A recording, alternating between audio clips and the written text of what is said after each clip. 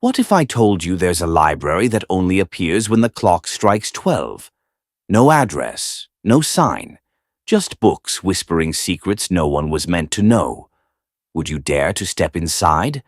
Because once you read from its shelves, you don't just learn the truth, you become part of it.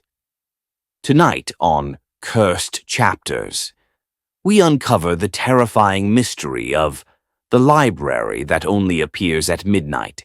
Stay until the end, because there's a reason this library doesn't open during the day. Meet Jason, a 21-year-old literature student with a fascination for obscure books and forgotten tales. He had recently started an internship at the town archives in Black Hollow, a place already whispered about for its strange past. One night, while organizing old records, he found a crumpled map tucked inside an ancient ledger.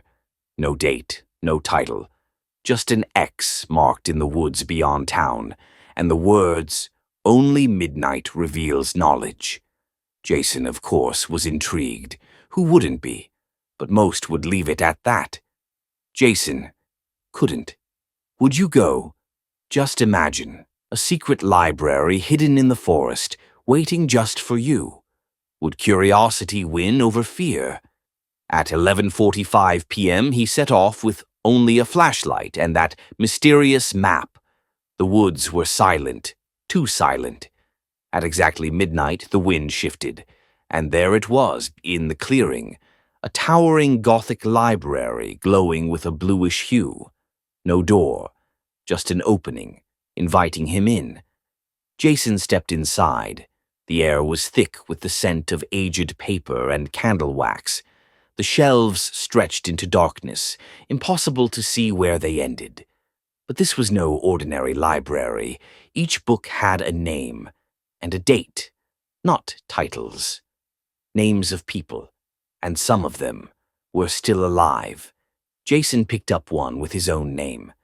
Jason Weller, April 3rd, 2022. It described everything about him, even things he hadn't told anyone. His fears, his dreams, his secrets, and then the final page. It read, "Jason will not leave the library." He dropped the book, but now the shelves started to shift, the aisles twisted, the exit disappeared. He ran. What would you do if your future was already written in a book? Would you try to rewrite it or accept your fate? Jason shouted. But no one heard. The books began to hum, low, then louder, whispers of names, events, deaths. He turned a corner, and there she was, a woman, pale, dressed in old librarian robes, floating inches off the ground. She whispered, "To leave, you must trade a memory, or take someone else's." Jason was trembling. He asked, "What happens if I don't?" "Then your story stays here. Forever." Jason agreed. He reached for a book with no name, opened it, saw a child's memory, playing with a red balloon in a sunlit field, laughing. Pure. He didn't know who the child was, but the memory felt so real, so warm. He kept it, and with it the librarian let him go. When he returned home, everything had changed. His mother didn't recognize him. His best friend didn't know who he was. His ID didn't exist. Jason Weller was gone. You see, the memory he took wasn't just a moment. It was a soul. The library doesn't lend, it trades. And now, somewhere, a little boy named Charlie wakes up with Jason's entire life.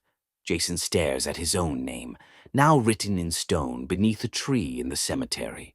The library still appears, every night, to those who seek what they're not ready to find.